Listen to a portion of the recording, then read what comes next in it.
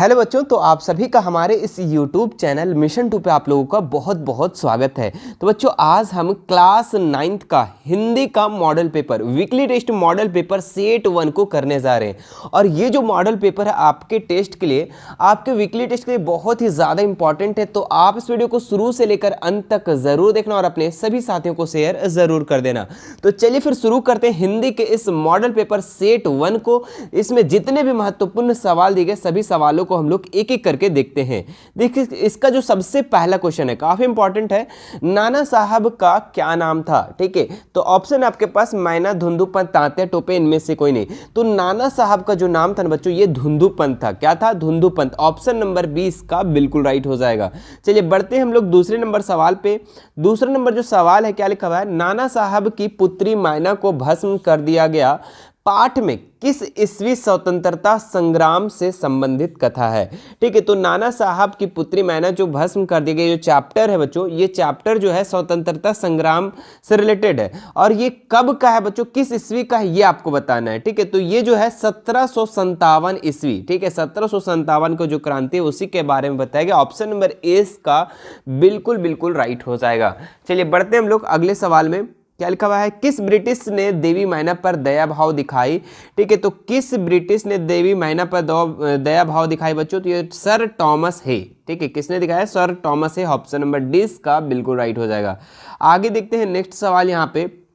इस जड़ पदार्थ मकान ने आपका क्या अपराध किया है? इस पंक्ति, यह पंक्ति किस पाठ की है? ठीक है, तो इस जड़ पदार्थ मकान ने आपका क्या अपराध किया है, ये जो चैप्टर है बच्चों, ये पंक्ति है किस पाठ का है? तो ये है नाना साहब की पुत्री देवी मैना को भस्म कर दिया गया। ठीक है, जो इस चैप्टर का नाम जो है बच्चों, ठीक है, क्या है? नाना साहब की पुत्री देवी मैना को भस्म कर दिएगा। और इसका जो लेखिका है ये चपला देवी है। कौन है? चपला देवी। ठीक है, तो ये भी आप याद रखेंगे, ये भी आपके टेस्ट के लिए बहुत ही ज़्यादा इंपॉर्टेंट है। तो ऑप्शन नंबर सी का राइट हो जाएगा। ठीक है, देखिए आप लोग लेखक लेखिका का नाम हमेशा याद रखना है। ठीक है, चाहे वो आपका वीकली टेस्ट हो या फिर फाइनल एग्जाम हो, उसमें आपका पूछा ही जाता है। ठीक है, क्या लिखा हुआ है? रीढ़ की हड्डी पाठ के लेखक का नाम है। ठीक है, तो रीढ़ का जो हड्डी है बच्चों, इसका पाठ का लेखक का नाम क्या है?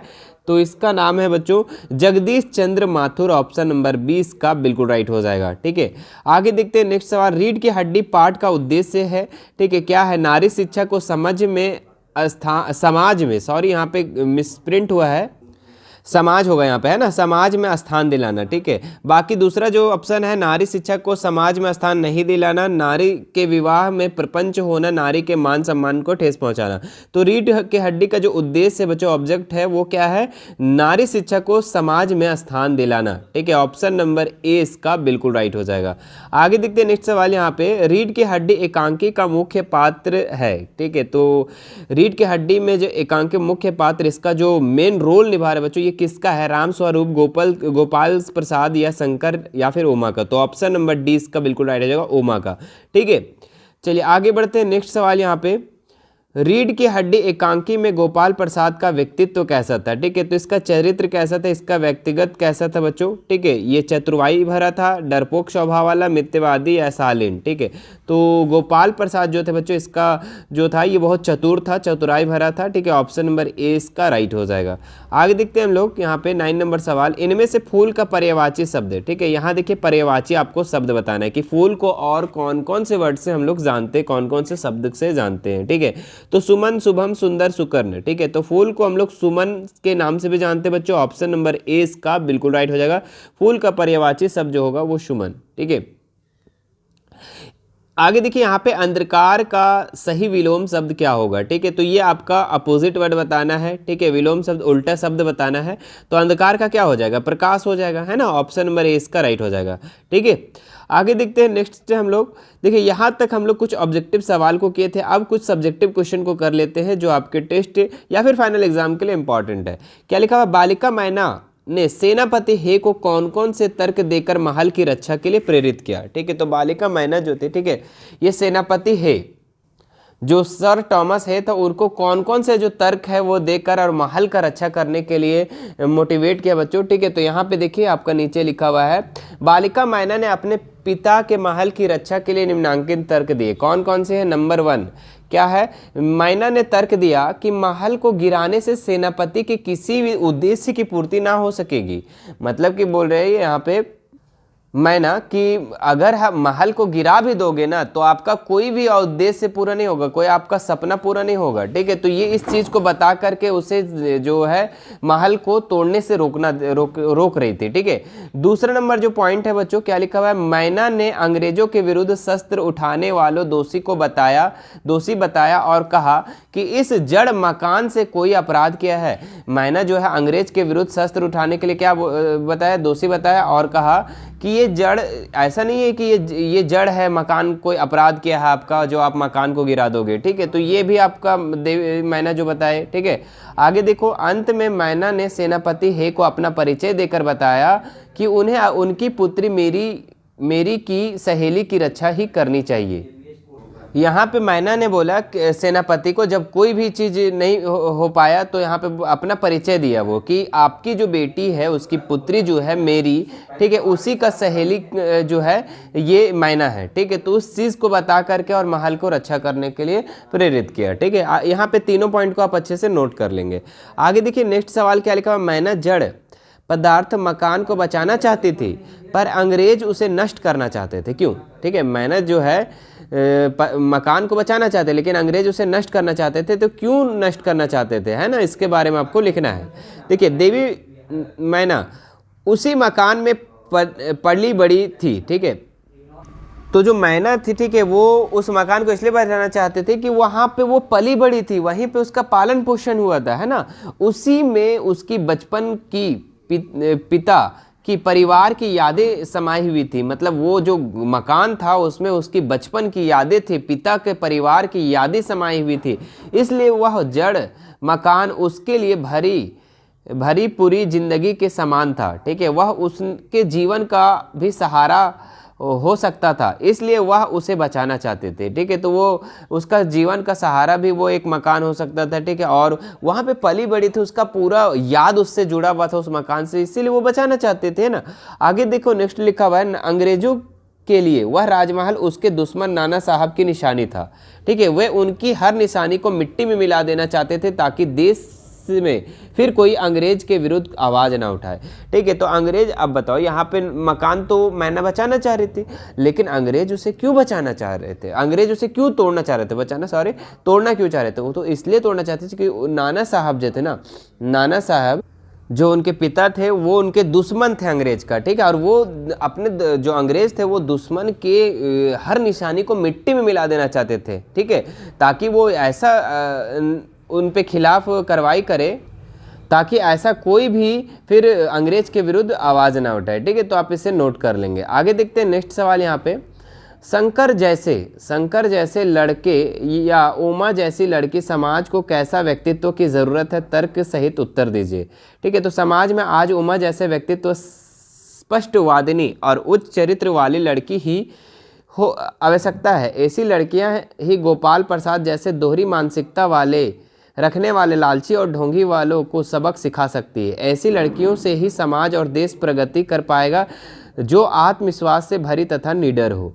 ठीक है, तो शंकर जैसे लड़के और उमा जैसी लड़की जो है बच्चों, इस तथ्य का यही तर्क है बच्चों कि जिस तरीके से शंकर लड़का था उस तरीके से उमा जैसी ही लड़की उसको मिलना चाहिए ताकि उसको, वो एक लालची जो था, ठीक है, वो गोपाल प्रसाद का जो दोहरी मानसिकता वाले लालची और ढोंगी को सबक सिखा देते। ठीक है, और देश प्रगति पाएगा, आत्मनिर्भर, है ना। आगे देखो यहाँ लिखा हुआ है, इसके विपरीत शंकर जैसे लड़के समाज के लिए निरुपयोगी है।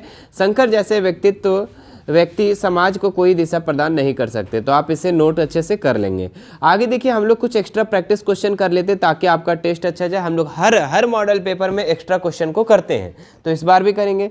देवी मैना किसकी पुत्री थी? ठीक है, तो लक्ष्मीबाई की, धुंधुपंत नाना साहब की, शिवाजी के, इनमें से कोई नहीं। तो देवी मैना जो थे बच्चों, ये धुंधुपंत नाना साहब की पुत्री थी। ऑप्शन नंबर 20 का राइट हो जाएगा। आगे देखिए, किसे अग्नि से भस्म कर दिया गया? तो मैना को जो है अग्नि से भस्म कर दिया गया था। ऑप्शन नंबर इसका राइट हो जाएगा। नाना साहब कहाँ का राजमहल लूट लिया गया? नाना साहब का कहाँ का जो राजमहल था उसे लूट लिया गया? बिठूर का, कानपुर का, झांसी का, ग्वालियर का। तो इसका जो राइट आंसर हो जाएगा ऑप्शन नंबर ए, बिठूर का।